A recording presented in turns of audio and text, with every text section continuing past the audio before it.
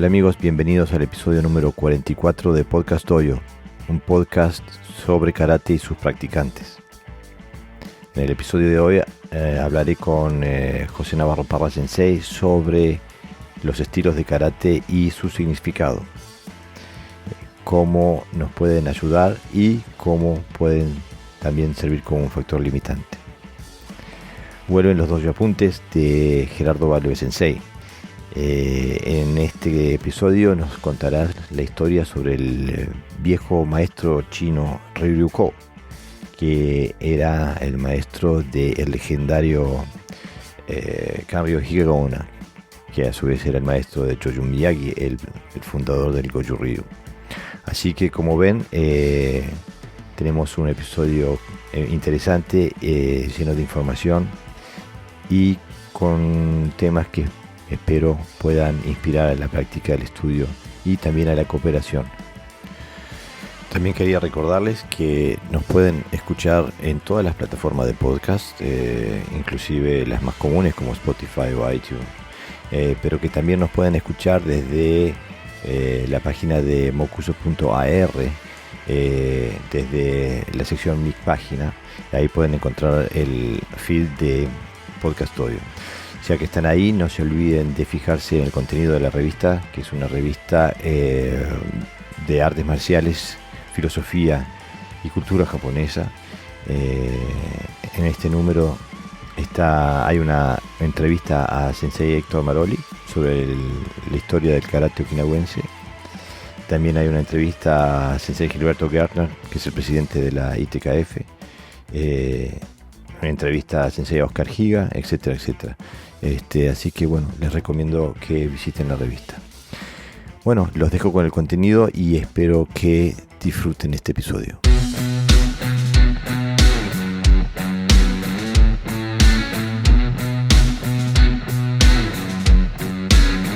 Hola amigos, bienvenidos al episodio número 44 de Podcast Dojo. Hoy estoy con José Navarro Parra Sensei desde España y vamos a hablar sobre los estilos de karate, los diferentes ryuha que definen las distintas agrupaciones de karate desde el punto de vista histórico, pero también en algunos casos también geográfico. Sensei Pepe, bienvenido al podcast. Hola, nuevamente. Jorge. Buenos días. Bueno, ¿qué me dices del tema de hoy? Para mí muy extenso y muy interesante, porque toca muchos puntos claves, creo, de lo que es el karate, o lo que ha sido el karate, o fue el karate, con lo que hoy día es el karate, ¿no? Y cómo definimos todo lo que hacemos prácticamente, ¿no? Si lo hacemos a través de la búsqueda de un progreso realista, digamos, o nos quedamos limitados solo a lo que hacemos dentro de lo que consideramos que es un estilo. Bueno, ¿cuál es tu opinión entonces si empezamos por lo más general, ¿no? O sea, ¿cómo definirías tú un estilo de karate? O mejor ni eso, ni un estilo de karate. ¿Qué sería un estilo? Ryuha. Bueno, yo creo que es un estilo, lo compone básicamente dos puntos, que son los conceptos, los principios en los que se basa, y luego una expresión externa, ¿no? De cómo transmitir esos principios a través de lo que son las técnicas o la expresión física. En eso creo que se basa principalmente, no hay más. A partir de ahí se desarrolla, bueno, pues toda la amalgama que conocemos de katas, y de trabajos metodológicos, ¿no? Uh-huh. Y lo vemos desde el punto de vista idiomático, por así decirlo, ¿no? Ryu vendría a querer decir una escuela, un sistema, ¿no? Uh-huh. Y ha quiere decir un grupo, una facción, un partido. Entonces vendría a ser un ryuha, vendría a ser una escuela, un grupo que persigue un sistema, ¿no? Que tiene un sistema en común, una forma de pensar en común. Eso es, sí. Hay una forma una forma de organizarse también, ¿no? Sobre lo que se está haciendo, bueno, se hace algo que se cree. Lo que pasa es que cuando yo hablo aquí de conceptos o principios, igual que él se expresa, va más allá que la escuela, ¿no? Eso es, está por encima de lo que sería un ryuha. sino que es lo que se tiene que hacer para definir incluso tu propia forma de práctica, tu propio estilo. Tienes Claro. una idea, tienes unos principios y trabajas para expresarlos externamente, ¿no? Y eso lo hacemos a través de la técnica, obviamente. Sí, por eso, porque un Ryu puede tener muchos Ha. Fito Ryu puede tener Pepe Ha y Jorge Ha, pero o sea que es como, cuando se habla ya de un Ryu, ya es simple, es el contexto conceptual que define una forma de ver, de una forma de ver, por ejemplo, un arte marcial, ¿no? Y bueno, en el karate tenemos, bueno, a esta altura ya tenemos un sinfín de ryus, de estilos.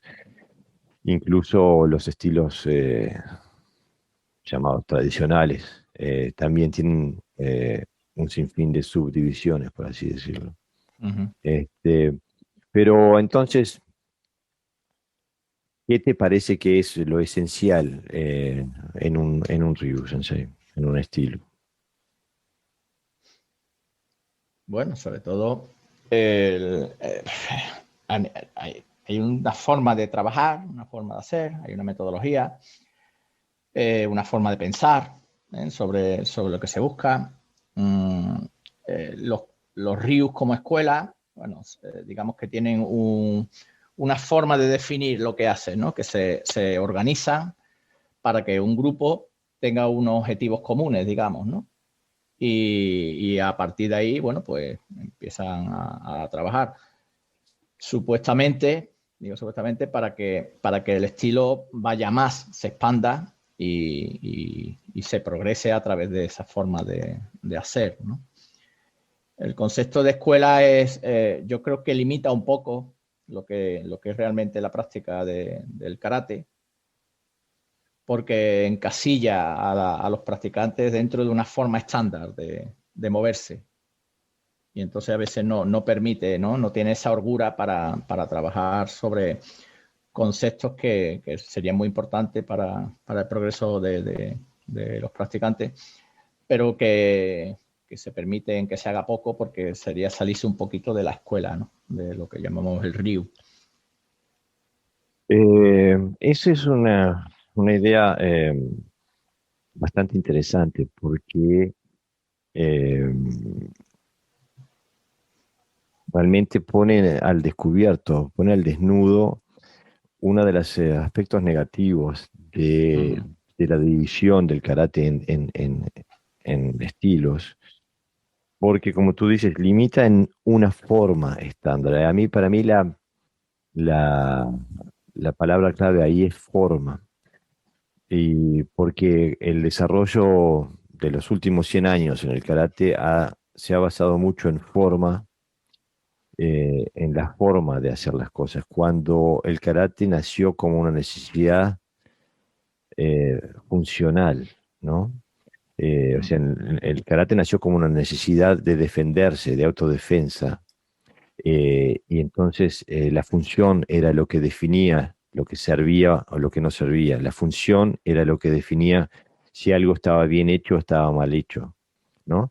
Eh, en cambio, en el karate moderno, muchas veces lo que es premiado es cómo se hace, o sea, la forma de lo que se hace, ¿no? Entonces, de repente nos separamos de la realidad, porque empezamos eh, a juzgar la forma de lo que se hace y no el resultado funcional de lo que se hace, ¿no?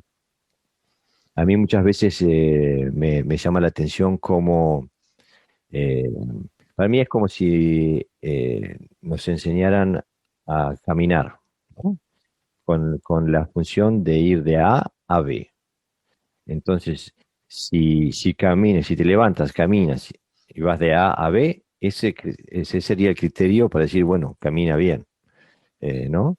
En Uh -huh. cambio, ahora ya no importa si podemos dar un paso hacia adelante y que nos transporte o que podamos llegar de A a B. Ahora lo que importa es cómo ponemos el talón, cómo apoyamos la suela del pie, si el dedo gordo está apuntando hacia la dirección correcta, que no sabemos cuáles son los parámetros para definir cuál es la dirección correcta. O sea que la función de caminar dejó de cumplir papel y ahora es simplemente la forma lo que, lo que nos define. Y el gran problema es que terminamos creando unos criterios cada vez más estrambóticos y separados de la realidad, ¿no? Claro, cuando se expande o se estandariza un estilo, que en principio tenía una razón de ser, digamos, una forma de hacer. Todos tenemos estilos, nuestro propio estilo de nuestra manera de hacer, si lo entendemos desde ese punto de vista. Pero cuando lo entendemos como Ryu, como estilo, como es un Ryu, como algo que está organizado, digamos, a la hora de transmitirlo, pues se crean algunos puntos, ¿no? O características, digamos, que definan a ese estilo. Y bueno, en unas posiciones bajas, en otras posiciones más cortitas, en otras la espalda más recta, los hombros de al ángulo, etcétera, etcétera.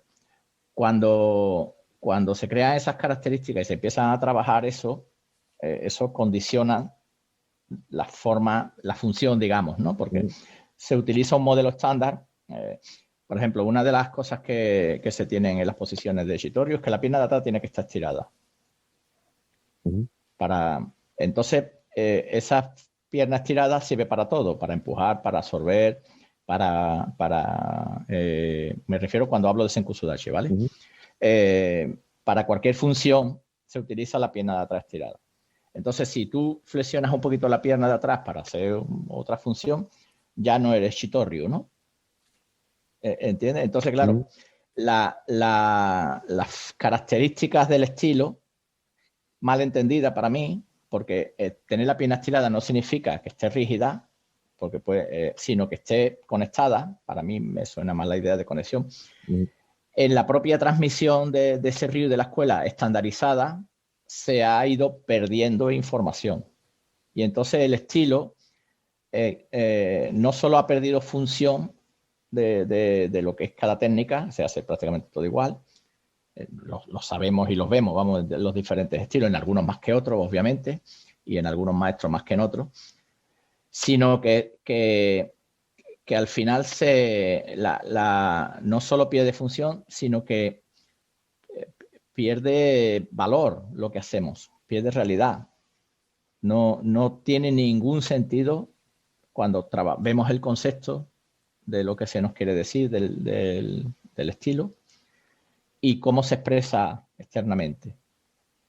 Por ejemplo, si tú preguntas a alguien de Shitoryu si el estilo es fluido y potente, te va a decir que sí, por las características que aparecen dentro de lo que es el estilo. No es un estilo rígido. Sin embargo, cuando tú ves las expresiones externas de la mayoría de los Shitoryu, de ese karate más moderno, estandarizado, está muy alejado de ese principio, de ese concepto. Absolutamente no tiene nada que ver. Es todo lo contrario. Es bloqueo, fuerza, poca fluidez. Entonces, claro, el problema de los estilos es que crean unas características que son irreales. ¿Por qué? Para definirse es posible, pero yo no creo que los maestros quisieran no trabajar de esa manera, ni creo que fuera la intención de los maestros transmitir unos conceptos tan estandarizados, digamos, ¿no? Sino era una cuestión de organizarse para saber qué estabas haciendo, un tipo de metodología, digamos, ¿no? Por eso, a mí aquí me parece conveniente y pertinente hacer un paréntesis, porque la audiencia que nos está escuchando podría pensar que nosotros estamos en contra de los estilos. Y no es así. Pienso que todos estamos a favor de los estilos como una metodología de trabajo para llegar al mismo objetivo. O sea, el problema es cuando la forma, la expresión externa de un estilo pasa a ser una camisa de fuerza, un chaleco de fuerza, ¿no? Porque cuando nos impide el desarrollo. Y bueno, tanto tú como yo tenemos décadas y décadas trabajando en el karate y pienso que los dos tenemos una experiencia en común y es que los estilos fueron nuestros estilos respectivos, ¿no?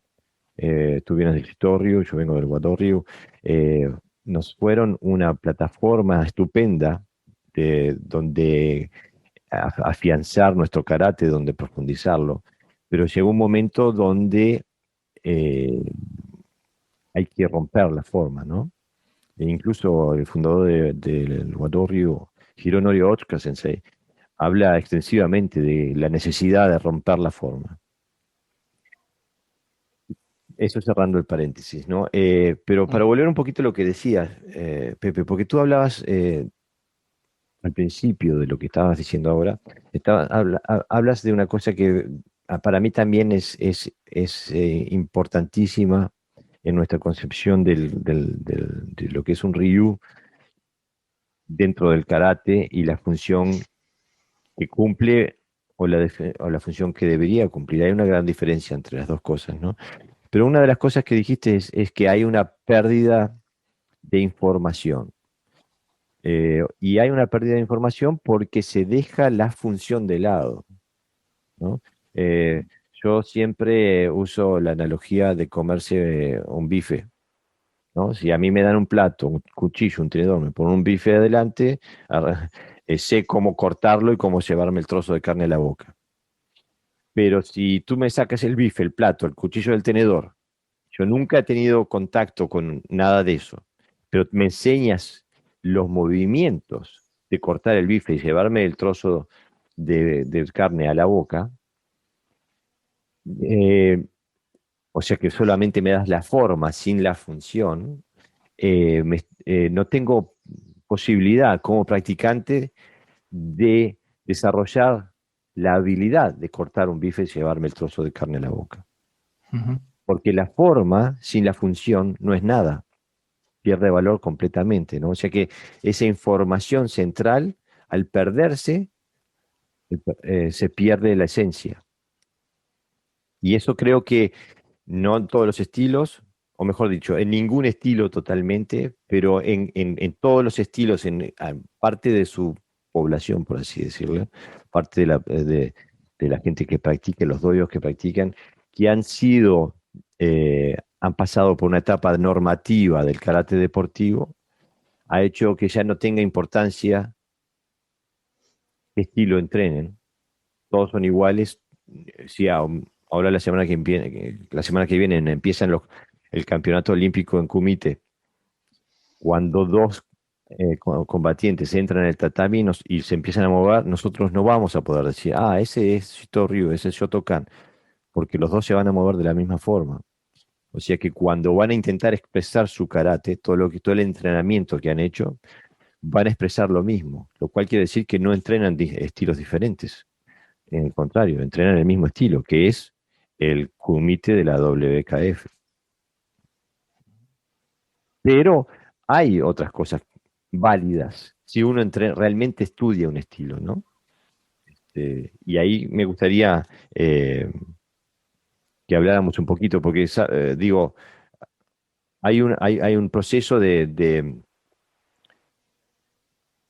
homogeneización, o sea, de que intenta que todo el karate sea homogéneo, más allá de estilos. Pero hay información válida, diferenciadora en diferentes estilos, ¿no te parece?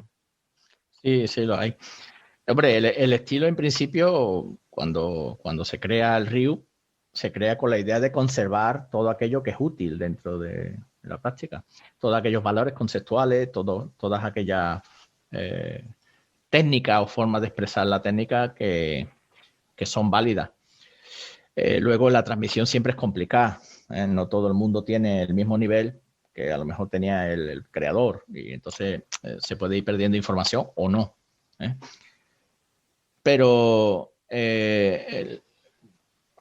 el tema está en que si el karate que nosotros practicamos, nuestro Ryu, se parece en algo a lo que se hacía, ¿no? Si conceptualmente o sus principios, incluso la forma que hacemos hoy día se parece. Yo, por ejemplo,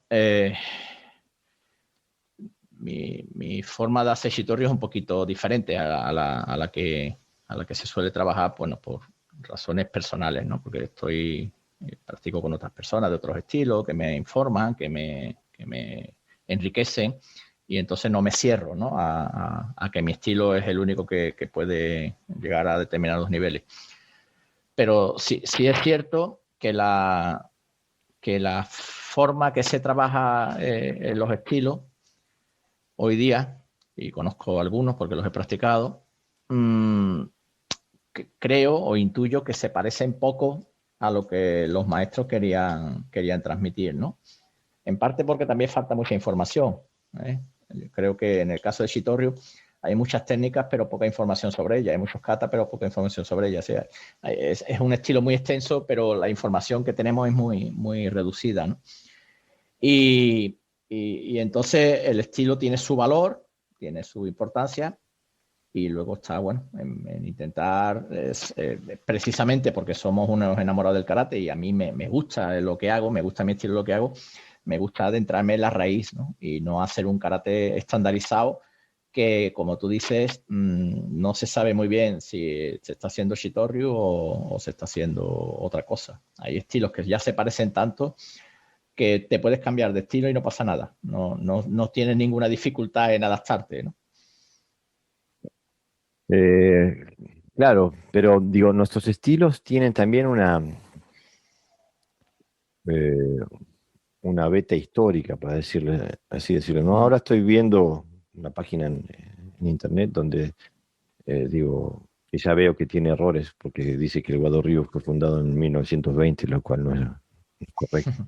Eh, pero los estilos que conocemos hoy, el Shito Ryu, Shotokan, el Wado Ryu, Goju Ryu, eh, son estilos que han sido registrados oficialmente, digo, en la primera parte del siglo XX, ¿no? O sea, ahí entre el 20 y el 30, 35, se registraron la gran mayoría de estos estilos como estilos, como escuelas. Sí, Eh, y fíjate que lo que hemos nombrado son prácticamente estilos japoneses, ¿no? exactamente. No okinawenses, ¿no? O sea que a Es, partir de ahí quizás se definen los ryu, a partir de ese registro, ¿no? exactamente, y esa era justamente a donde quería ir, porque eh, si, si mal no tengo entendido, digo, el concepto de Ryu es más un concepto japonés que okinawense. Y los estilos okinawenses que tenemos son más una adaptación a la japonización de Okinawa que un reflejo de lo que era el karate en Okinawa, porque o- inicialmente el karate era una relación personal entre un maestro y un grupito de alumnos como máximo. Digo, Soko Matsumura no tenía un estilo. Soko Matsumura, o sea, no seguía un estilo desde el punto de vista de un Ryuha. Soko Sí, pero Matsumura, incluso yéndonos posteriormente, Funakoshi tampoco. claro, o sea, No, él no creó el Shotokan. exactamente, a eso me refiero. Incluso parto desde Matsumura, podría haber partido antes o después. Anko Itosu tampoco tenía un estilo o hablaba de un estilo. Eh, Ni lo hacía, ni así Shotoku Kian, ni Tomo, ninguno de estos, ni Motobu, ninguno de ellos hablaba de un estilo de karate. Es algo que entró en la escena histórica del karate digo, la, el- la introducción del karate en Japón, ¿no? Ujú. Eh, o sea que es algo, desde el punto de vista histórico, es algo que es relativamente nuevo y que puede tener sus pros y sus contras también, ¿no? Este, Porque hay que recordar cuál fue el karate que entró en Japón. O sea que fue el karate que fue llevado a Japón fue el karate reformado por Itosu Anku Sensei. O sea que no fue el Tode, fue el karate más civilizado, el de la educación física escolar, ¿no? El karate que se introdujo en el sistema escolar okinawense y de ahí se exportó al mundo, pasando por Japón. Entonces yo entiendo que sí, que hay diferentes razones para empezar un estilo. Por ejemplo, si viéndolo desde mi propia casa, el Wado Ryu, ¿no?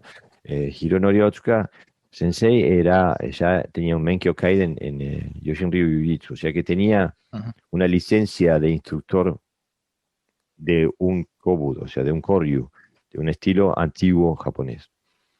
En la confrontación, por decirlo así, en la mezcla, en su exposición al karate okinawense, estoy absolutamente seguro de que él percibe deficiencias. No porque el Tode okinawense tuviera deficiencias, pero porque él, viniendo de un arte marcial, de un Koryu, puesto a un arte, a un sistema de educación física, evidentemente vas a descubrir deficiencias marciales. Ujú. Entonces, para mí, viéndolo desde la perspectiva de Otsuka Sensei, para mí sería casi como una necesidad, eh, como una respuesta, una necesidad de rebeldía, por así decirlo, de crear algo que aborde las lagunas que él podía haber percibido. Este, pero no, pero hay otras razones para las que se registra un, eh, un Ryuja. Digo, la otra vez estaba leyendo a Yuchoku Higa Sensei del Shorin Ryu, donde decía de forma muy dura, no sé por qué lo decía de esa forma, pero prácticamente decía que Choyo Miyagi había dejado de entrenar, de enseñar karate cuando empezó a enseñar Goju Ryu. Eh, Ujú. Digo, y esta es la opinión de Yuchoku Higa Sensei, que era, bueno, que era un histórico del karate. Pero digo, hay opiniones encontradas a lo que es el karate y lo que son los ryuja dentro del karate. Y por eso me parece que es pertinente discutir qué es lo que buscamos dentro de un karate, dentro de un estilo de karate. Y qué es lo que encontramos allá adentro.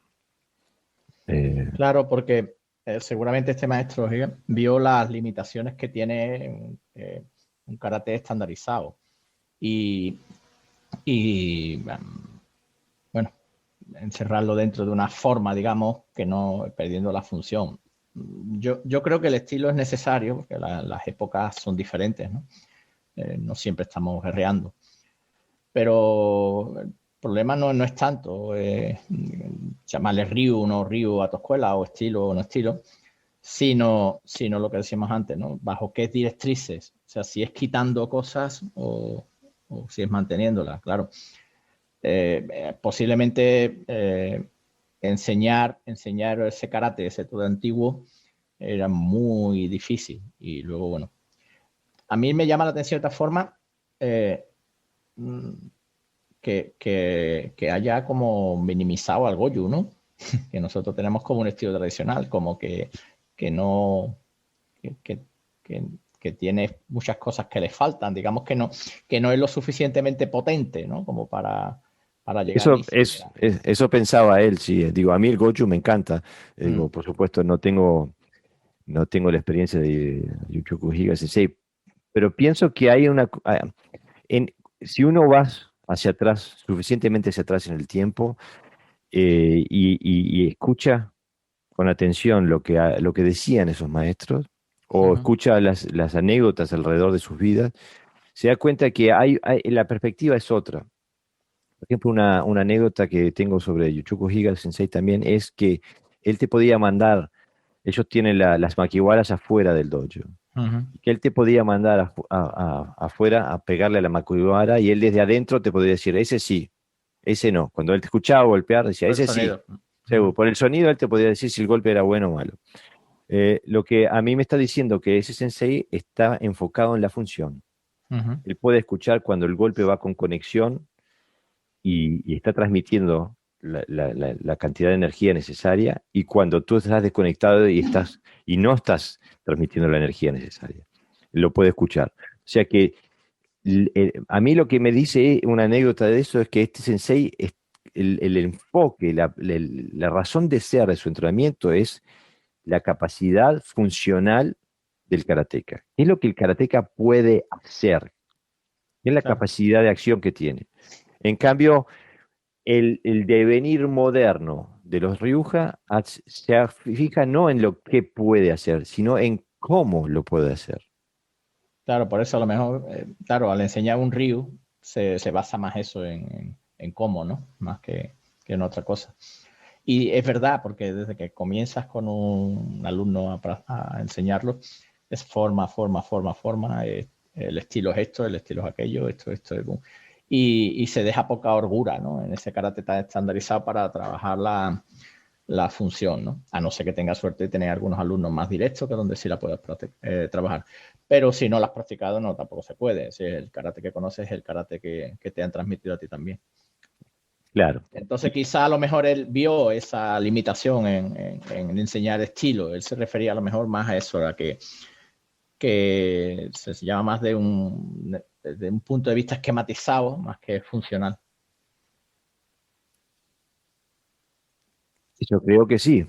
Creo que el comentario de Yuchuku Hira Sensei era aplicable a todos los estilos, no solamente al Goju Ryu. Mm.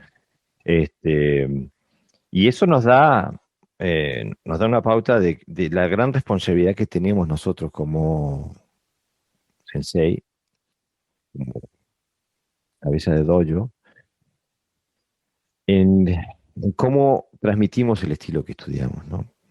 Porque eh, en realidad un estilo, mi opinión personal, es que el estilo es una forma de llegar a un punto, Mm. que puede ser una forma diferente a la de otro estilo, pero el punto al que intentamos llegar es realmente el mismo, ¿no? Sí. Digo, a ti te ha pasado seguramente, a mí me ha pasado un sinfín de veces, me ha pasado en mis observaciones hacia otros sensei y también me ha pasado que otros sensei se acercan a mí a decirme, transmitirme la misma experiencia, especialmente con esto del podcast, ¿no? Y es ver practicantes de otros estilos que expresan lo que tú estás intentando llegar, incluso mejor. O sea, lo expresan, parece que a mí me ha pasado ver gente moverse y decir, pero eso es el mejor Wado Ryu que yo he visto en mi vida. Mm. Y no ser practicantes de Wado Ryu, ser practicantes, por ejemplo, de Goju Ryu. Y también hay gente que me ha venido del karate okinawense a decirme, yo estaba convencido que esto nada más se podía obtener dentro del karate okinawense, pero lo veo en tu karate. O sea que los estilos son una senda, un camino, una metodología hacia un objetivo, pero por lo general ese objetivo es común en todos los estilos. Entonces es imperativo que como sensei, como responsables del desarrollo de otras personas y de la información que le transmitimos a otras personas, que no pierdamos la brújula. Porque si nos obsesionamos con la forma sin transmitir el objetivo funcional, perdemos todo. Nos transformamos en personas que saben moverse, pero saben moverse sin objetivo. Y cuando intentan Sí, aplicar algo, tienen que echarlo por la borda y utilizar otra metodología, que es lo que pasa con el comité WKF, ¿no? sí, es que si el karate no va de dentro a fuera es muy complejo. Cuando nos quedamos en la superficie es un terreno resbaladizo. ¿Eh? Ujú. Y el karate exige profundidad y el estilo exige profundidad. Por eso muchas veces se dan esas paradojas, ¿no? Donde el concepto y la expresión externa de la técnica no tienen absolutamente nada que ver, ¿no? Exactamente, Y estilos, como tú dices, aparentemente las antípodas, expresan mejor aquellos principios que están en tu estilo que la gente del propio estilo, ¿no? Entonces, exactamente. es curioso. Yo creo que es una cuestión de enfoque, de cómo utilizamos el estilo? Si el estilo lo utilizamos, como tú dices, como un punto de partida, una referencia, o el estilo, digamos, ya está hecho, está todo, nosotros lo único que hacemos es imitar y definirnos, ¿no? Hacemos tal, yo hago Shitoryu porque hago tales katas, mi posición son tales, mi forma de trabajar las fuerzas de esta manera, etcétera, etcétera. Pero, y entonces de lo que se trata es de perfeccionar eso, de perfeccionar. Pero obviamente el estilo es una herramienta, ¿no? Es un elemento que yo tengo para mejorarme como karateka. Claro, el problema también es que hay, digo, y yo levanto la mano no como primer pecador. Creo que todos hemos pecado de esto en algún momento de nuestro desarrollo. El tema es cuando no nos damos cuenta de que es un pecado y creemos que es la realidad.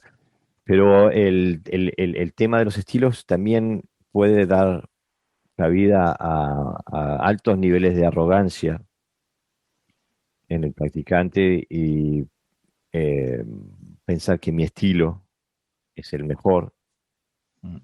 eh, Como mi estilo no hay, todo lo otro es insuficiente. Y digo, eso es una falacia, es un espejismo. eh, y aparte porque es como decir, mi papá es más fuerte que el tuyo, porque yo a mi papá no lo elegí, eh, él me eligió a mí, por así decirlo. Y lo mismo te pasa con tu estilo. Tú no elegiste un estilo de karate desde un punto de vista de la maestría de karate y de una plataforma de informado. Tú ya no estabas formado, no eras un maestro de karate y te pusiste a observar, a estudiar los estilos y dijiste, ese es el mejor. No, empezaste de la ignorancia en el dojo que te tocó, el estilo que te tocó, y ahora desde adentro te parece que es el mejor. Y me parece muy bien que te parezca que para ti es el mejor. Ahora, sobreponerlo a otros estilos es una ingenuidad total, y te puede frenar en tu aprendizaje, ¿no? Porque te encierra, te encarcela dentro de una forma y no te abre las posibilidades para explorar funciones, que son dos cosas distintas, ¿no? Claro, porque nosotros que estamos experimentando ahora otras formas de practicar, ¿no? Con Gerardo Pimentel, nos damos cuenta que en realidad no, el estilo puede ser algo que te ayude a progresar o todo lo contrario. Yo creo que la forma que nosotros tenemos de entender el karate como una experiencia directa más allá del estilo, es decir, no, a mí no me importa cómo esté la pierna de atrás, sino que esa pierna de atrás me sirva, ¿no? Para la función que yo estoy realizando en ese momento, te ayuda a trabajar en un nivel más profundo del karate y no anecdótico, ¿no? Yo, por ejemplo, supongo que como todo, yo empecé haciendo Shotokai y yo reconozco que yo tenía prejuicio con respecto a otros estilos. Es más, contra más diferente fuera el mío, más prejuicios, ¿no? O sea, el Shotokai se hace relajado, pues el Shotokan es tenso, por lo tanto, hacen mal, ¿no? Porque se supone que la relajación es más fuerte que la tensión. Si nosotros hacemos largo, todos los que hacen corto, hombre, que esas posiciones no se estiran, ¿no? O sea, cositas que uno va teniendo al principio, ¿no? Es decir, todo lo que fuera contrario estaba mal hecho. Y afortunadamente, bueno, ante muchos años de práctica y de reflexión y de no sé si es una cualidad personal o también es trabajable, de no quedarme encerrado en aquello que estaba en un círculo cerrado, empecé a practicar otras cosas y entonces empiezo a descubrir que los demás estilos, todos, en otros a lo mejor más que menos, por una cuestión de afinidad, ¿no? Personal, no de crítica hacia los demás estilos que hacen más, pues va descubriendo que en realidad el estilo como forma de hacer, como forma externa de hacer, es un error. No puedes quedarte en una sola manera de hacer, porque el mundo no es así, es decir, no es simétrico. Tú vas a un bosque y lo ves desde lejos y parece simétrico, y te adentras dentro Y hay árboles pequeños, árboles grandes, árboles gruesos, árboles más delgados, hay árboles de todo tipo, hay otros seres allí viviendo. Pues eso es quizá el problema que yo veo en los estilos, ¿no? Que lo ves desde lejos, ¿no? Estás viendo el bosque desde lejos, no eres capaz de entrar a la superficie. Y cuando practicas otros estilos, ves que en realidad no hay estilos tal como nosotros lo entendemos, sino que hay una forma de moverse, una función. La función es lo que hace que, que entendamos el karate de una forma más profunda, ¿no? Y los estilos son, bueno, una forma de organización más o menos estándar, más o menos pequeña, que digamos que nos alivia temporalmente a nivel mental porque nos identificamos con algo. El ser humano tiene necesidad de identificarse con algo, pero que, por ejemplo, en mi caso, yo creo que en el tuyo también, para mí empieza a ser un obstáculo tener que definirme. Me cuesta mucho trabajo. El otro día me llamó una karateca que quería practicar conmigo. Y lo primero que me preguntó fue el estilo, ¿no? Pero además, dentro del estilo, me dijo, dentro Shitoryu, ¿no? Que dentro hay muchas formas de interpretar. Y me dio como pereza, ¿no? Tenerle que explicar. Y digo, vente a practicar con nosotros. Y si te gusta, te quedas, ¿no? Pero yo recuerdo esa mentalidad también en mí, ¿no? O sea, de ir a dojos donde fueran determinados estilos, ¿no? Con determinadas características, porque ahí pensamos que estaba la verdad. Pero los maestros antiguos no eran así, ellos enseñaban punto y cada uno tenía su forma de expresar, cada uno tenía su forma de interpretar y había unos principios que son universales, que no se pueden omitir, porque que curiosamente algunos estilos lo omiten, o sea, van en contra de todo lo que es natural y bueno, y a progresar, ¿no? Entonces, incluso ellos mandaban a sus alumnos, a algún otro claro, maestro que tenía una cualidad especial en algún área, mandaban a sus alumnos, mira, él te va a enseñar esto, lo vas a aprender mejor con él que conmigo. O sea, siempre era la función en el centro. Y quería, porque tocaste el tema muy por arribita, y me gustaría, porque para mí es un ejemplo de cómo trascender los estilos. Nombraste a Gerardo Pimentel Sensei. Entonces, para darle un poquito de información a la audiencia de qué es lo que estamos hablando. Gerardo Pimentel Sensei es un alumno de Kinjo Hiroshi Sensei que reside en Rosario, en Argentina. O sea que está del otro lado del planeta a nosotros dos. Tú estás en Sevilla, en España, yo estoy en Aarhus, en Dinamarca. A través de este podcast, con un sensei de la audiencia de este podcast me puso en contacto con Gerardo Pimentel Sensei para dar una charla en karate virtual. Que es un canal de YouTube donde se hacen charlas con gente con experiencia y trayectoria en el karate, y me pidieron que yo fuera a dar una charla. Y a ti te van a acabar de pedir también que quieres una charla, cuando tengas la fecha, me la tenés que dar para poder difundirla aquí en el podcast, Pepe. De todas maneras, yo fui y di la charla en karate virtual, y de ahí y hay que decir que Gerardo Pimentel Sensei es uno de los precursores del proyecto de karate virtual. De ahí, después de dar la charla, quedamos en contacto, comunicándonos y hablando como dos karatecas, apasionados, que lo que nos ocupa y nuestros pensamientos, los que nos define como seres humanos es el karate. Hablábamos de karate, ¿no? Por WhatsApp. En determinado momento hablamos de katas, no sé qué, y él me manda un video de Arakaki Niseishi. Y yo cuando vi ese video dije, oh, acá hay algo diferente. Y como hay una persona más en este planeta Tierra de quien yo respeto el discernimiento más que el mío propio, es el tuyo, Pepe. Entonces te mandé el kata. Y tú me dijiste, hey, aquí hay algo de interés. sí, yo quiero hacer eso. Esto no es un kata, el movimiento que se expresa en este kata no es estilístico, es no es de forma, es de función. Y entonces también para informarle a la audiencia, entonces le dije a Gerardo Sensei, eh, Sensei, ¿tú no nos podrías enseñar esto?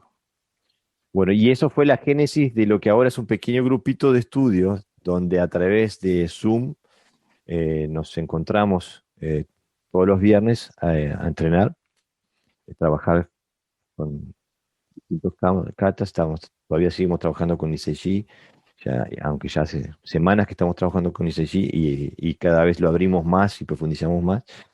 Eh, Tenemos más katas que van a venir en camino también.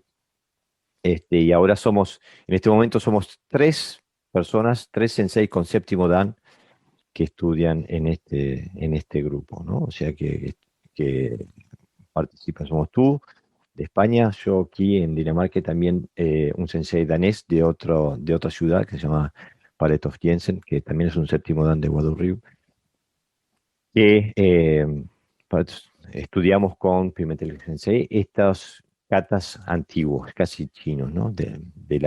El gran pasado profundo del karate. Y bueno, ¿y por qué lo hacemos? Porque el estilo de Gerardo Pimentel Sensei no tiene nada que ver con el nuestro, pero las características de su movimiento tienen un valor que nosotros, en el cual nosotros seguimos en busca de él, seguimos profundizando, o sea que estamos hablando de la función y no de la forma, y las expresiones técnicas que mostró en este karate, en este kata de Nisei, en Arakaki Nisei, eran mucho más variadas y ricas que la expresión técnica de los katas que pasaron por el filtro de Itosu y son Keri, Tuki, Uke, ¿no? O sea que es mucho más variado. Y bueno, en este momento, como digo, somos tres séptimos dan que estamos en este grupito. Eh, yo invito, si hay algún sensei, no tiene que ser séptimo dan, puede ser más o menos, no importa. Si hay algún sensei que esté interesado en participar, la verdad que no tenemos la idea, no es que seamos mucho más que 3, 4, 5, pero si hay algún sensei que esté interesado en participar, que me contacte y yo le puedo generar el contacto con Gerardo Sensei. Hay que decir que, bueno, Gerardo Sensei tiene una trayectoria muy larga, pero de su conexión, su base es con Kincho Hiroshi Sensei, que también es el sensei de Patrick McCarthy, uno de los grandes pioneros del karate moderno, ¿no? Así que bueno, invito a los senseis de la audiencia, si están interesados en participar, que me contacten. Pero no hay lugar para muchos, hay lugar para dos o tres más y no más. Este, ¿Y por qué cuento esto? Porque esto es un ejemplo concreto de lo que es trascender los estilos. Porque a mí, Pepe, me pasa como a ti. A mí me dicen, ¿qué estilo sos? Y yo me revuelvo ante decir, o sea, mi casa, mi plataforma, la casa de mis padres, por así decirlo, es Wado Ryu. Pero yo no vivo ya en la casa de mis padres. Eh, Vivo en casa propia y me cuesta definirla como la casa de mis padres. Sí, mi educación fue en Wadoryu. Mis valores son de Wadoryu. Eh, pero he trascendido esa educación. La llevo conmigo, es mi identidad, pero la trasciendo, ¿no? Uno no es el muchacho o el niño que vivía con sus padres. Después crece y aprende cosas nuevas y amolda a una vida nueva. Y por eso me cuesta mucho decir yo soy Wado Ryu de forma categórica, porque no lo soy, soy más.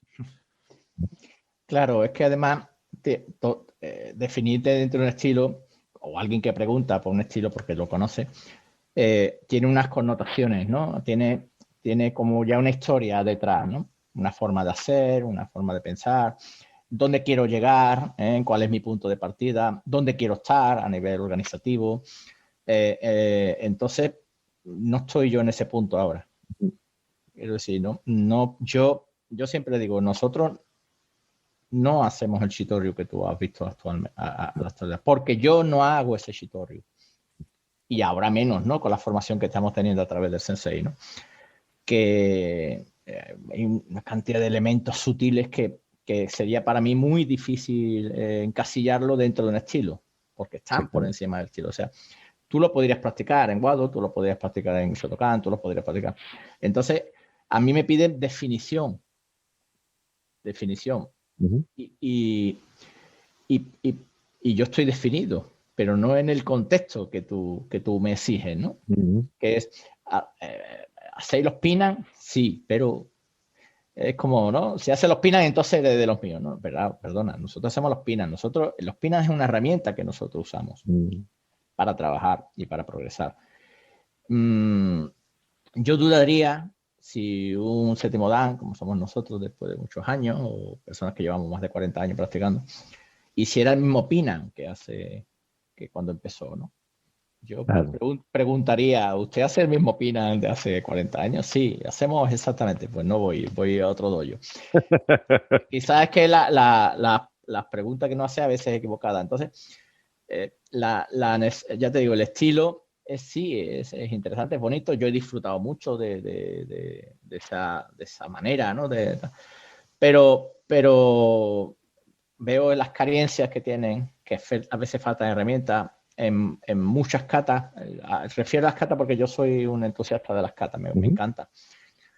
Se han quitado muchos elementos, que es lo que nosotros vimos en esta forma de trabajar del maestro, ¿no? Dijimos, uff, aquí no han quitado nada, todo lo contrario, ¿no? De hecho, Exactamente. él incluso nos sugiere de que metamos más cosas, ¿no? Mm. ¿Cuál es tu experiencia? ¿Tú qué piensas que es esto, no? Es un discurso totalmente alejado de lo que sería el estilo como un modelo estándar de transmisión, ¿no? Exactamente, porque lo que dice, y eso que dices ahí es, para mí es la piedra angular de lo que, por qué yo estoy trabajando con Gerardo Pimentel Sensei. Y es porque él no me dice, no, esta es la forma. Él me dice, esta es la función. ¿Cómo la quieres hacer? ¿Qué es lo que tu experiencia, porque él no niega que hace 40 años que estamos entrenando. Entonces, ¿qué es lo que tu conocimiento, tu habilidad te permite hacer en esta situación? Y bueno, así es como la solucionas.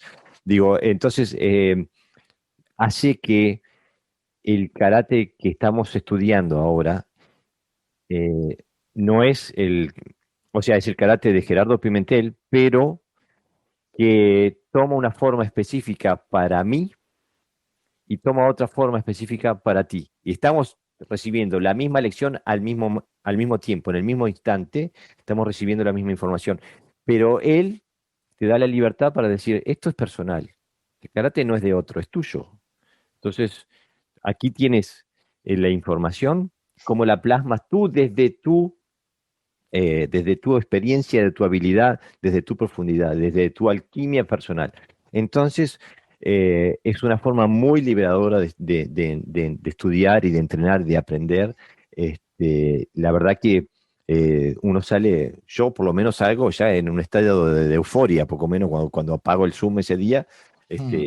porque siento que he elevado mi karate, he profundizado, he abierto puertas que no las podía abrir solo, pero que él las forma de una forma que yo con mi llave de Wado Ryu y con mi experiencia personal pueda abrir la puerta, aunque sea de otro lado. Y a ti te pasa lo mismo de tu experiencia, Sí, ¿no? es como si nosotros tenemos un coche que tenemos que mover y yo tengo una grúa y la engancho y me lo llevo y tú tienes la llave, abres, enciende y te lo llevas.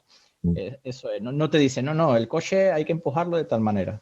Y Exactamente, entonces no solo nos limita, nos encierra, sino que nos obliga a usar las herramientas que tenemos, ¿no?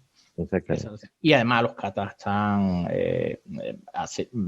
Yo la primera que lo dije, esto es lo que yo estaba buscando dentro del estilo. Mm. Es como si hubiera llevado un tope por el estilo. Entiéndase que no se hablo de nivel. Yo Mm. hago el mejor del mundo, la técnica mejor del mundo. Me refiero como concepto, ¿no? Mm. Yo he llegado a un punto donde el estilo he dicho, aquí faltan cositas. Y ahora dentro de mi estilo tengo que ir moldeando cosas, adaptándolas. Bueno, pues ahí no hace falta porque ya están, ¿no? Es decir, Mm. es como si a mí bueno, supongo que el término paella lo puedo usar porque creo que es Sí. universal, lo conoce todo el mundo. la paella es una paella porque tiene una serie de condimentos. O sea, no es solo el arroz, no es solo la forma de hacerlo, sino que tiene carne, tiene pescado, tiene verduras, etcétera, etcétera, ¿no? Entonces, para mí el estilo es eso es la paella, para mí. Cómo sabe, y sabe así porque tiene todos esos elementos.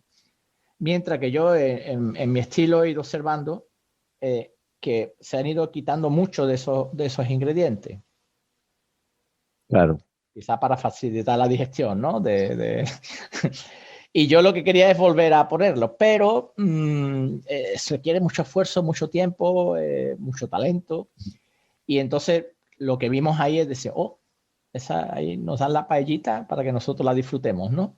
Exactamente. Y si hubiera sido un error no disfrutarla, que es lo que estamos haciendo ahora. Me parece, cuando yo salgo de la clase, como tú dices, la sensación que tengo es de llenura, ¿no? De que me ha alimentado lo que hago, ¿no? Exactamente. Usando el símil culinario, ¿no? Y a mí me ha pasado 2 veces en mi vida, gracias a la internet y a la tecnología. Y me ha pasado 2 veces en mi vida, esta es la segunda vez. La primera vez me pasó contigo, que te vi en YouTube. Dije, lo que tienes Sensei me interesa. Y ahí es donde te contacté. Y bueno, creo que ya hace como 12, 13 años que estamos en esto. Mi intención es hacer lo mismo con Gerardo Sensei, porque realmente también siento que me sirve. Y eso es un ejemplo clásico de cuando los estilos dejan de ser un ámbito de aprendizaje y se transforman en un ámbito, en un contexto que limita, ¿no? Que pienso que es importantísimo profundizar en el estilo, pero también hay que dejarlo, trascenderlo. Vuelvo a la analogía de la casa de los padres. Yo cuando me mudé de la casa de mis padres, no le prendí fuego a la casa de mis padres, no la derrumbé, no renegué de ella, no. Todo lo que me dio estar en la casa de mis padres lo llevo conmigo. Y no reniego de nada, ni un átomo, pero no vivo más ahí, ¿no? Ahora estoy sobre piernas propias, sobre pies propios y camino por el mundo a discernio propio, o sea, con cabeza propia, ¿no? Y eso es lo que le corresponde a todo ser humano. Y Claro. también dentro del karate, ¿no? Si tu habilidad personal te lo permite. Hay que entender que no se trata de cambiar de casa. Ya no estoy con mis padres, pero estoy en casa de mis tíos, por ejemplo. O sea, no hago un estilo, lo voy a trascender y hago otro estilo. No estamos hablando.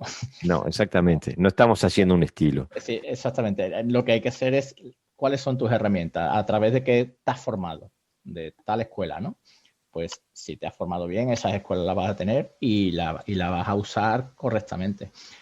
Lo que no es normal es que te quedes como en la parte, no sé si decirlo de esta manera, ¿no? Más infantil del karate, ¿no?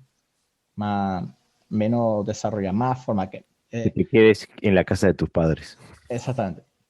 Y que incluso mira, esto se ve a veces cuando tenía un compañero que se quejaba, decía, yo no le enseño nada a la gente de tal estilo para no herir susceptibilidades, porque cada vez que le enseño algo de lo que nosotros hacemos, coge y lo convierten en una kata suya, ¿no? De su estilo. No son capaces de hacer de otra manera, ¿no? Entonces, imagínate, ¿no? A una persona de Shotokan le enseñas un kata de Shitoryu, eso lo hemos visto, ¿no? En el caso de Kanazawa, y Seiyenshin, ¿no? Que no tiene nada que ver aparentemente, ni conceptual ni técnicamente. Y lo acaba transformando en el estilo, ¿no? Lo shotokaniza. Lo shotokaniza o al revés, sí. Por hablar de algún estilo, ¿no? Entonces, a eso nos referimos, ¿no? La incapacidad a veces de tener esa apertura donde tú puedas introducir elementos que te enriquezcan sin necesidad de tener que transformarlo, ¿no? Si no es dentro de tus patrones, de tus características cerradas, entonces no es buena. Por eso esa kata es bonita y la transformo en mi estilo, ¿no? Eso suele pasar. Claro, Y entonces pierde en ese cambio, va perdiendo mucha de la riqueza que esa kata pueda tener, ¿no? claro, pero justamente lo que tiene que definir un estilo son los conceptos con los que trabaja Uh -huh. y muy poco la forma en de que lo hace. Y por eso digo, hace años y años y años, ya que yo empecé este proyecto que le digo Sekishin Karate Jutsu, que es un intento de trabajar con otros sensei de distintos estilos, trabajando sobre conceptos y cada uno después se lo lleve a su casa y trabaje eh, Uh -huh. como mejor le parezca. Y digo, pero con la misma, el mismo objetivo de llegar a un objetivo funcional, ¿no? Por eso le digo, lo llamé Sekishin, porque Sekishin quiere decir, o sea, Sekishin quiere decir sinceridad. O sea, no estamos postureando, no estamos hablando de estatus y de danes estamos hablando de desarrollo de habilidades concretas basadas en principios concretos y que cada uno lo hace a su manera. Y esto es lo que a mí me encanta trabajar con sensei de madurez, no solamente madurez eh, técnica del karate, pero también madurez personal, la que no intenten improntarte una verdad que no es tuya. Uh -huh. Porque yo no puedo, si yo te voy a enseñar algo a ti, Pepe, yo no puedo negar 40 años de práctica que tú tienes y decirte, no, así no se hace. Tengo que darte algo, que es lo que pasa, hace Gerardo con nosotros, es que nos da algo y dice, bueno, me gusta, porque a veces le preguntamos, no, pero esta técnica, ¿es así o es asá? Y él te dice, no sé, ¿cómo te parece? ¿Te gusta así? Bueno, hazla así. O sea, estamos acostumbrados a que te digan la forma sea esencial, ¿no? Así que, digo, yo pienso que podemos concluir que los estilos son fantásticos como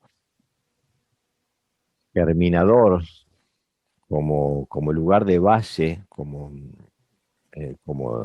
lugar donde uno da sus primeros pasos y aprende a profundizar, aprende a aprender y desarrolla su karate. Pero en algún momento del crecimiento propio se transforman de océano en laguna y te limitan en tus posibilidades de crecimiento, ¿no?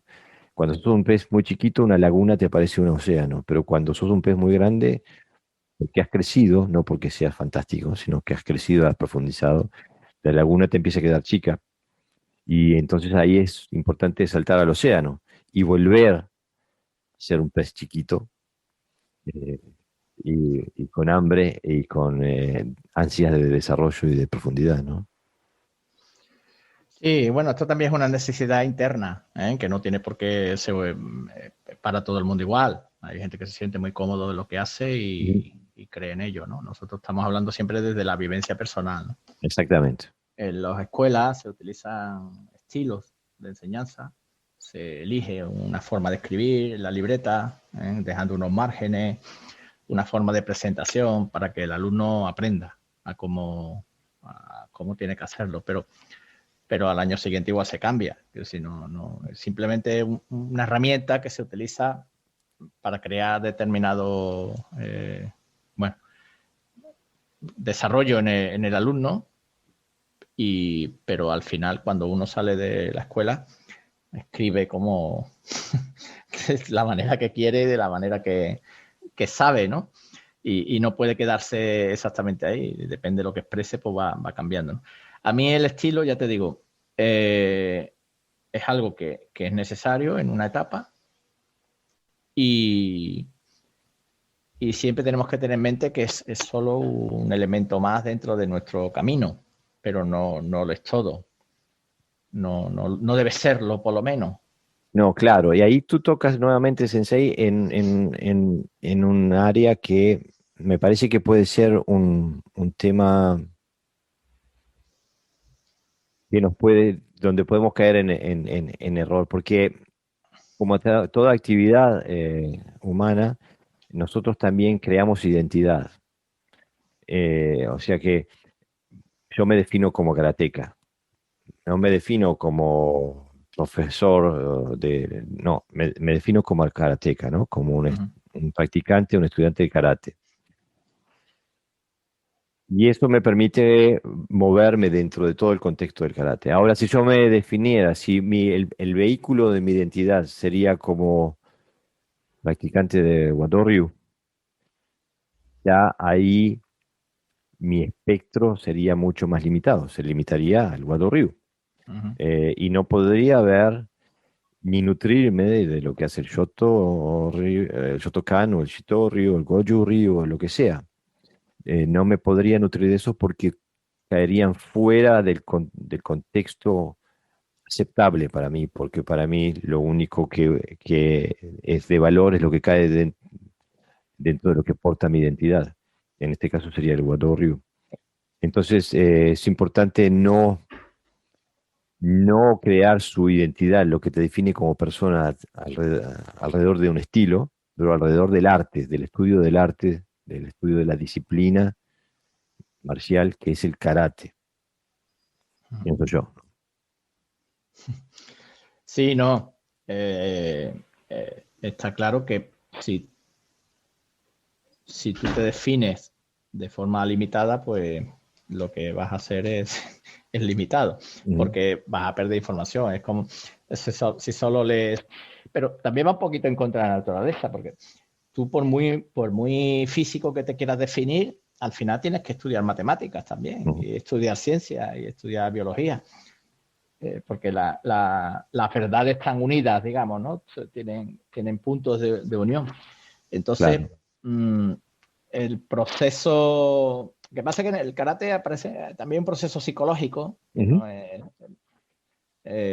que se estudia poco, digamos, ¿no? Cómo se intenta integrar o te intenta integrar rápidamente en esa escuela, en ese estilo, que te va a definir, te va frente a los demás, ¿no? Va tu personalidad como karateca o tu ser como karateca te va a definir, no estás en tierra de nadie, ¿no? Donde yo hago karate, ¿no? Que es un poco indefinido para la mayoría de la gente, para nosotros tenemos claro. Pero entonces aparecen ahí algunos factores también de tipo psicológico, ¿no? Donde los planteamientos son siempre en relación, ¿no? O sea, yo soy español y la verdad es siempre y cuando se adapte a mi cultura, Ujú. ¿no? Porque el karate también tiene un aspecto cultural, un aspecto social, ¿eh? A veces te impide incluso ser reflexivo, ¿no? Te vas directamente al objetivismo, ¿no? Como no, esto es así porque es así, ¿no? Porque Ujú. mi maestro lo ha hecho así, porque tal maestro así. Le damos mucho valor a lo que dicen los ancestros, ¿no? Lo que ha dicho esos maestros. Es que el maestro tal dijo eso. Entonces, claro, él no va a estar equivocado, ¿no? Claro, nosotros lo hacemos en este estilo. Hay, digamos, muchos factores, ¿no? Que influyen en que nos podamos quedar enganchados toda la vida en una forma de entender el arte marcial o el estilo que tenemos, ¿no? Entonces, eh, al final salir del estilo es una necesidad personal, ¿no? Como decía el Buda, ¿no? Decía, yo puedo pasar por la calle y decirle a la gente que la casa está ardiendo, ¿no? Pero hay pocos que salen inmediatamente. A otros dicen, ¿pero dónde es la habitación? Y hasta que uno no siente el fuego en los pies, no sale corriendo, ¿no? De la casa y porque ve la realidad de que se está quemando, ¿no? Pues aquí también es un poquito. Al final, no es un acto intelectual, digamos, de razonamiento. Ah, tengo que cambiar porque sí, ¿no? No, sino es que llegas a unas conclusiones porque ha habido una trayectoria, ha habido una experiencia, hay una necesidad de hacerlo. Realmente tampoco se cambia tanto, es decir, que no es vertiginoso cambiarse, es decir, Ujú. hoy hacemos así, mañana hacemos así. No, tampoco cuando yo, por ejemplo, haciendo ahora el estilo como Pimentel, no siento que esté cambiando nada de formas externas ni de estilo. Es una mezcla, digamos, una mezcla de muchas cosas, ¿no? Claro. Y Y hay te que tener sigues moviendo dentro del Chito Ryu. Lo único que lo haces con nuevas perspectivas. O sea, trascender, lo vuelvo a decir, trascender no quiere decir destruir, no claro, quiere decir dejar de lado, quiere decir eh, manteniendo todo lo que es, pero seguir de largo, ¿no? O sea, a más, pero no abandonas nada, ¿no? Yo también me pasa lo mismo, digo, yo sigo entrenando los 9 kata básicos del Wado Ryu, entreno los Kibon Kumite, los Tanto Dori, o sea, todo, todo el sistema que entregó, nos entregó Hironori Otsuka Sensei, se entrena en mi dojo. Lo que pasa es que se entrenan otras cosas también y las hacemos de una forma peculiar porque estamos buscando una función específica y no la forma, ¿no? Entonces, sí, quien venga a mi dojo va a ver otra expresión del Wado Ryu, pero va a haber Wado Ryu igual. Y lo mismo que pasa con el Shitu que haces tú, ¿no? Digo, si alguien se cree que va a venir y va a ver unos Nekoashi profundamente eh, profundos, ¿no? Bien bajitos y unas técnicas que parecen hechas, dibujadas con precisión de computadora en tu dojo, no las va a ver, porque tú estás buscando conexión, no estás buscando geometría. Ujú. Y las conexiones humanas no son geométricamente eh, normativas, o sea, no son todas iguales, depende del cuerpo de cada persona, de cada individuo. Entonces, por eso cuando en algunas veces, en algunos ámbitos técnicos se dice, no, porque el pie delantero tiene que apuntar hacia tal lado, el pie del trasero tiene que estar a 46 grados de ángulo. No, en algunos será 38, en otros será 52 grados de ángulo, porque depende de la anatomía de esa persona, de ese individuo. Así que no se abandona nada, se suma, no se resta cuando uno trasciende el estilo, ¿no? ¿Verdad, Sensei? Sí, sí, sí, no, yo la sensación que tengo es que estoy sumando, o sea, no hay, tengo más, ahora tengo más. Lo que sí se va quitando es lo superfluo, aquello que no sirve es porque el trabajo del cambio requiere también limpieza. No puedes mantener una casa limpia con los objetos viejos, digamos, ¿no? Mm. O si la limpia la tienes que limpiar. Y entonces hay un cambio en algunas cosas a mejor Ujú. y otras están perfectamente donde están. De hecho, a veces nos decimos, uy, pues lo que hacemos nosotros está bien, ¿no? Que si no hay que modificar nada aquí, simplemente enfocar. Es una cuestión de enfoque. Ujú. Yo el problema que tengo con los estilos es que acaban creando una mentalidad en la gente de poco aperturista. Ujú. Es decir, que te encierra, ¿no? La identificación llega a ser tan grande de que pierde la perspectiva de que hay otras realidades, ¿no? De que no hay una realidad absoluta. Y eso yo lo he visto en compañeros, ¿no? Donde llevan Claro. toda la vida practicando el mismo estilo. Y incluso a veces reconocer que hay otras cosas, pero que no, bueno, ¿no? Es como diciendo, es que yo estoy condenado a hacer ya esto porque es lo que he hecho toda la vida, ¿no? Me parece un error tremendo, ¿no? En este caso no influye nada más que en él porque no da clases, pero un docente tiene que tener una mente diferente, ¿no? Claro. Y ahí sí puede afectar y entonces el carácter se puede ver perjudicado, ¿no? Claro, incluso ahora por las redes sociales, ¿no? A mí me extraña, por ejemplo, tengo compañeros de karate de otros estilos a los cuales respeto profundamente, pero, por ejemplo, cuando ellos hablan de grandes maestros del karate y ponen artículos y fotos y ejemplos de grandes maestros del karate, por lo general son siempre nada más que de su estilo, Uh -huh. nunca salen de su estilo. Yo tuve la suerte, Shingo Gami Sensei, que fue mi sensei en Wado Ryu, el que me formó, él era octavo dan de Wado Ryu, pero antes de eso era quinto dan de Shito Ryu.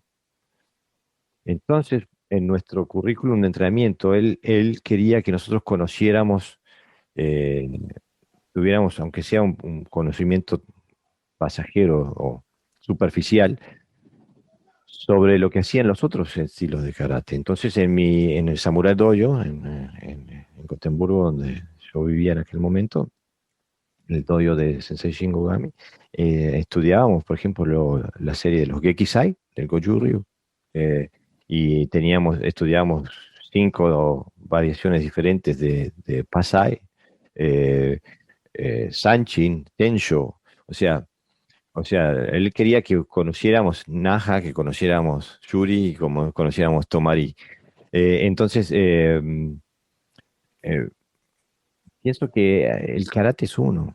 Los estilos son formas diferentes de llegar al mismo objetivo y hay que aprender a ver la calidad en las otras formas de llegar al mismo lado, ¿no?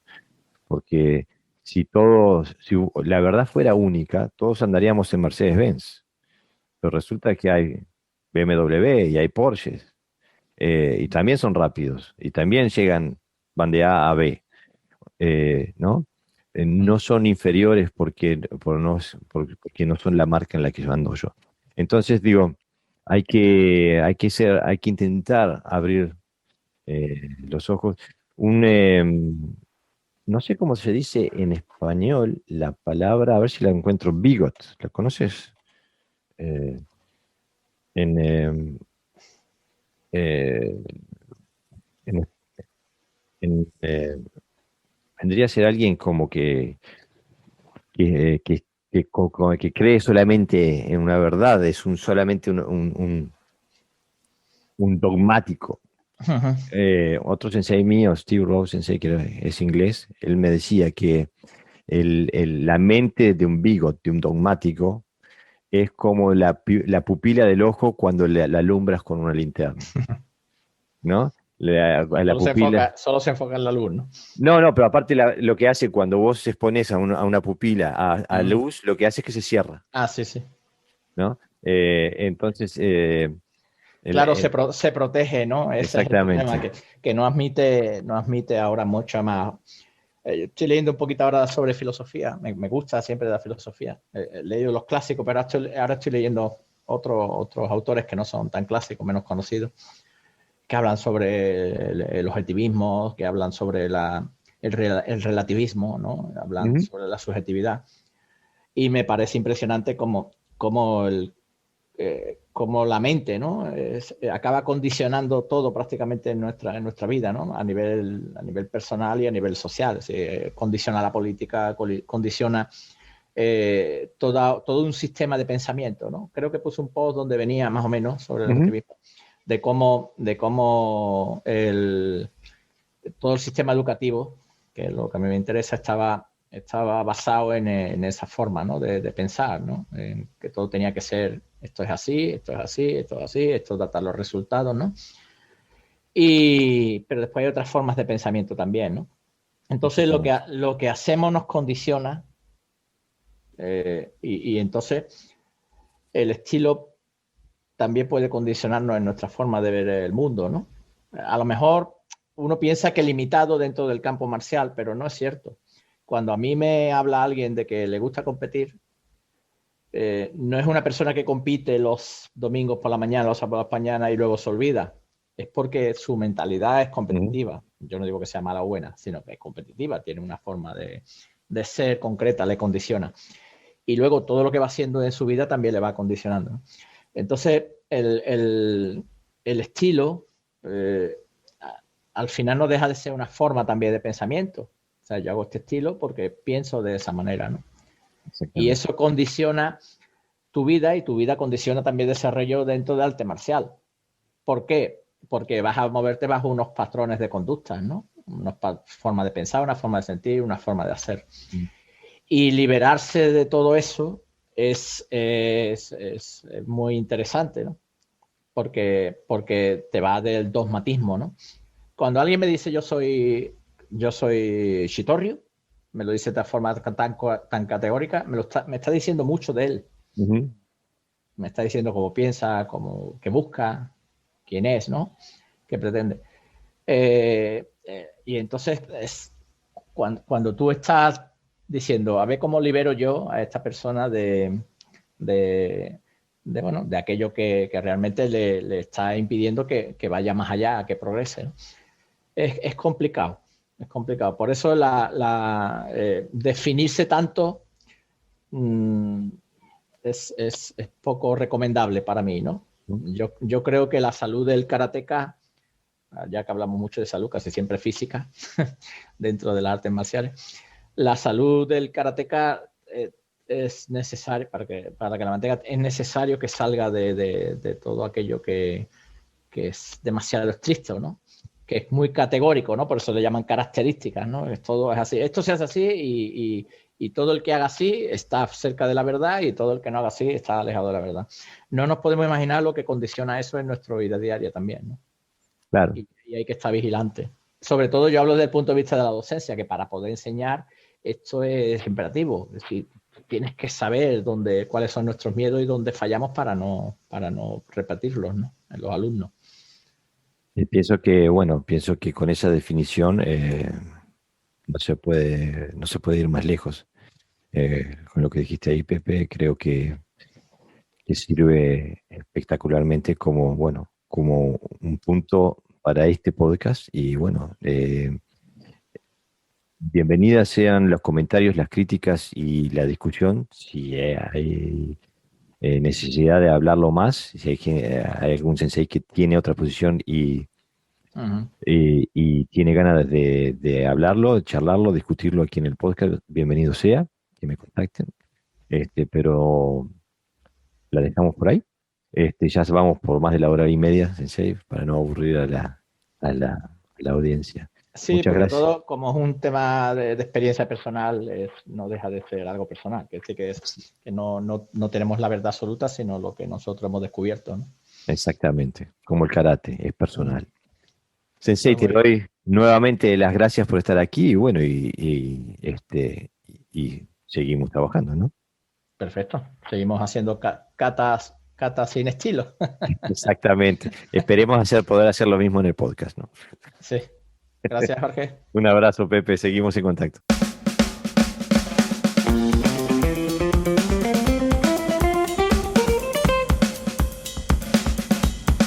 ¿Qué tal, amigos del Do? ¿Cómo están? Nuevamente estamos aquí para crecer un poquito más en nuestra investigación sobre la historia de este arte que tanto amamos, que es el karate. Todos bien sabemos que el antiguo Ti de Okinawa se fusiona con el Kenpo chino en algún punto de la historia y forma el Toudi o Toté. Bien sabemos que antes de la fusión en un gran reino, el reino de Ryukyu, hubo 3 reinos en Okinawa. Uno de ellos, en 1372, abre las fronteras a China y es ahí, en ese momento, donde ingresa un grupo de familias a convivir con el pueblo de Okinawa.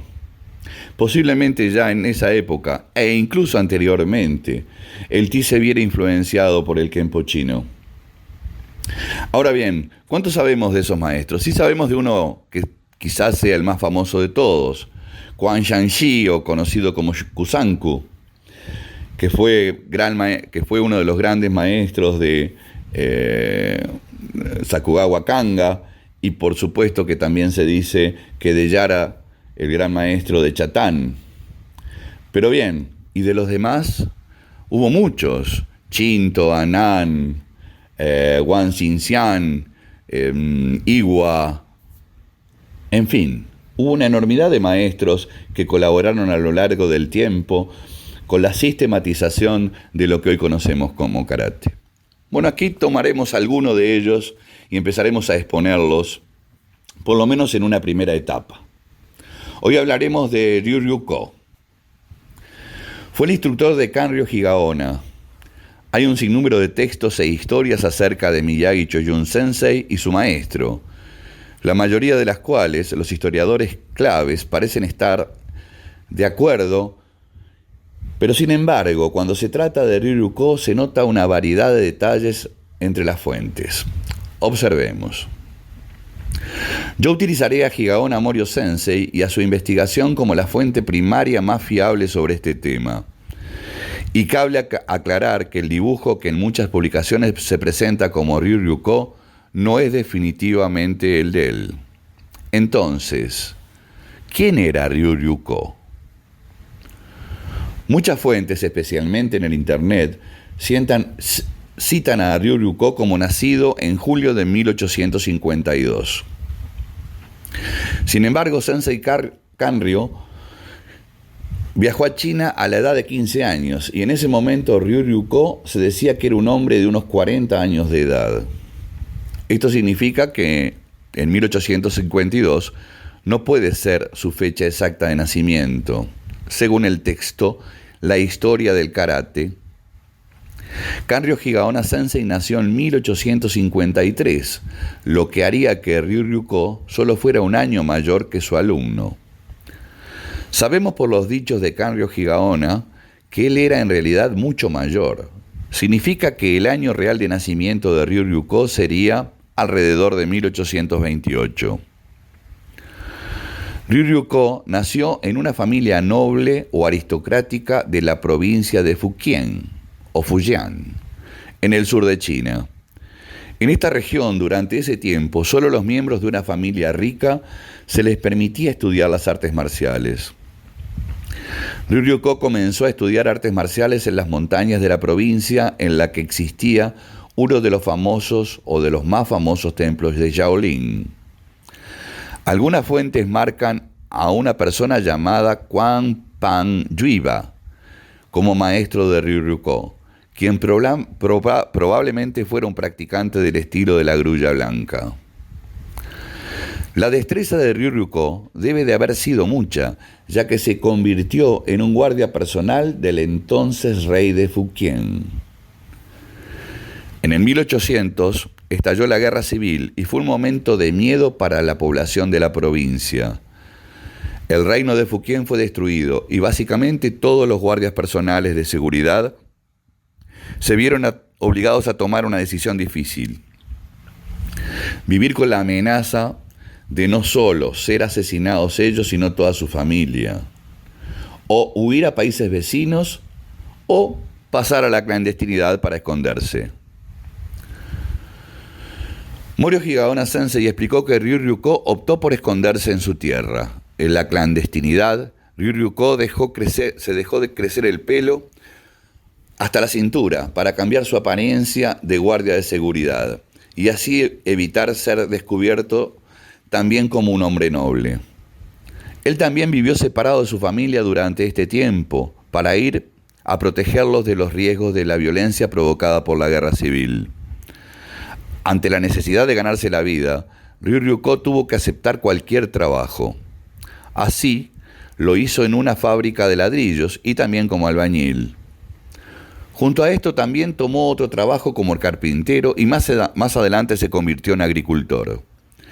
Sabemos que hacia 1868 Ryuryuko se ganaba la vida fabricando productos de uso diario como cestas y muebles, ya que este era el trabajo que estaba haciendo cuando Kanryo Sensei empezó a entrenar con él. Era un hombre muy alto para su nacionalidad, era aproximadamente 1,80 m de altura. Kanryo Higaonna le contaba a Choyun Miyagi que siempre estaba mirando a su maestro hacia arriba. También comentaba que la corpulencia de Ryuryuko era tan grande que cuando él realizaba shime, en él sentía como si los golpes venían desde un segundo piso. Debemos recordar que shime son esos golpes que se dan cuando uno está ejecutando un kata, donde se trata de canalizar la energía en puntos determinados de nuestro cuerpo. Bien, continuemos. La casa de Ryuryuko en Fuchu era de 2 pisos. Ryuryuko dormía arriba y Kanryo Sensei dormía en el piso interior, donde entrenaba con el maestro. En más de una ocasión dijo haberse despertado en un charco de agua cuando la planta baja se inundaba. En el momento que Kanryo Sensei se convirtió en discípulo de Ryuryuko, había solo unos 4 o 5 estudiantes con él. Esto se debe probablemente al hecho de que Ryuryuko era un maestro muy estricto. Si se daba cuenta de que un estudiante no estaba haciendo su mejor esfuerzo, le golpeaba muy duro para que no aflojara de nuevo. Por otro lado, al mismo tiempo había otra escuela que enseñaba el mismo estilo de Ryuryuko en Fuchu y tenía un gran número de estudiantes. El instructor de esta escuela era un hombre llamado Wai Shin-sa y enseñó a muchos de los residentes de Okinawa que vivían en Fuchu, y de lo cual también se tiene alguna constancia. Si un estudiante era aceptado por Ryuryuko y no aguantaba la forma en que éste enseñaba, por lo general solo unos días después salía para convertirse en estudiante de Wang Xinsai. Muchos lugareños, al momento de informar a los que venían buscando instrucción de Ryu Ryuko, por desconocimiento, solían confundirse y enviarlos con Wang Xinsai. Sin embargo, como se ha mencionado, Ryu Ryuko era un hombre bastante grande y Wang Xinsai no lo era. Sus técnicas se dice que tienen sutiles diferencias debido a sus dimensiones físicas.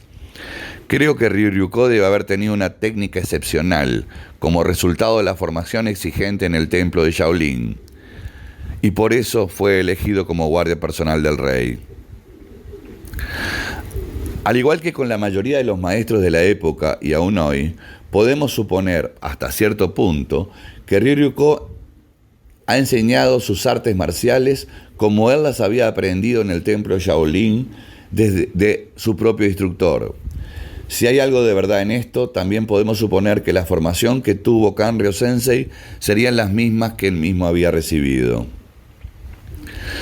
Kanryo Sensei pasó gran parte de su tiempo practicando Sanchin o Sanchen, como se pronuncia en Fuchu, junto a un montón de hoyo hundo y trabajo de acondicionamiento físico.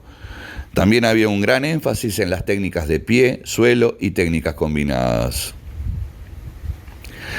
Es interesante observar que el equipo de hoyo hundo que tenemos hoy es solo la mitad de lo que tenía en su momento Ryu Ryuko para entrenar.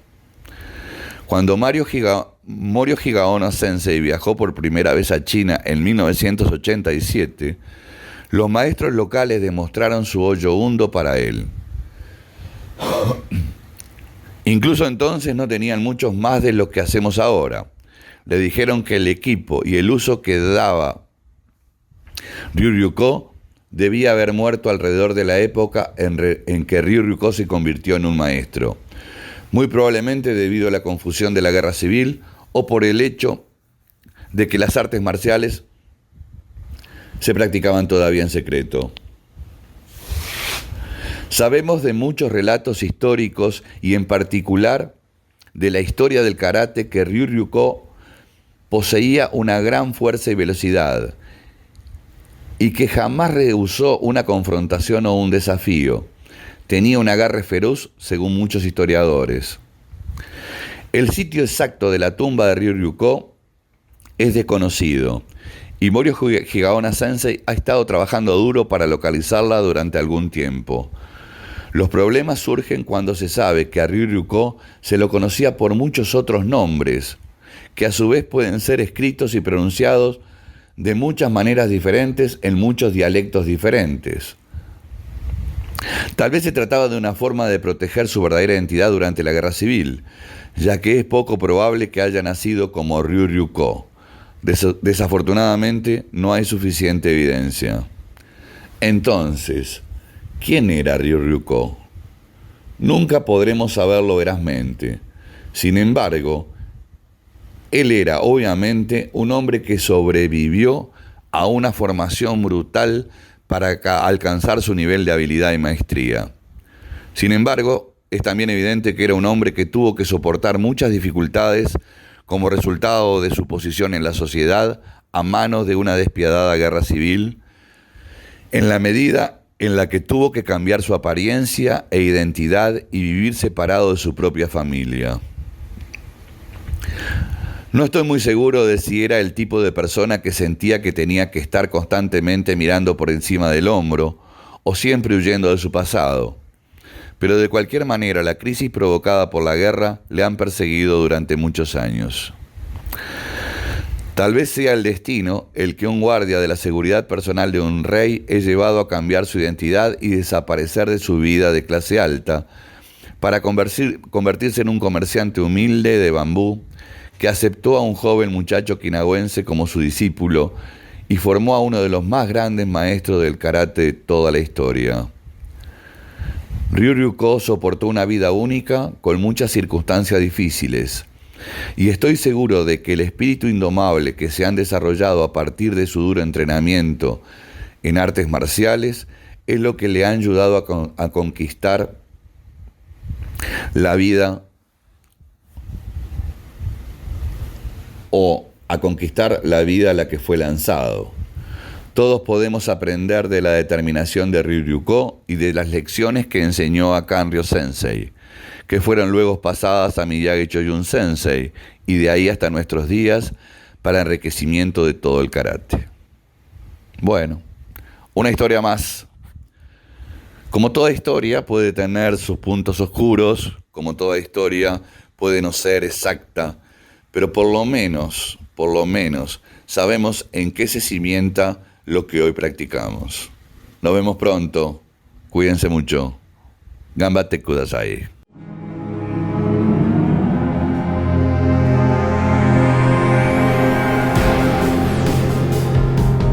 Bueno amigos, eso ha sido todo por hoy. Espero que hayan disfrutado de este episodio y como siempre nos vemos aquí en Podcast de Dojo el domingo que viene, a entrenar, a darle duro y a disfrutar de nuestro karate. Un gran abrazo.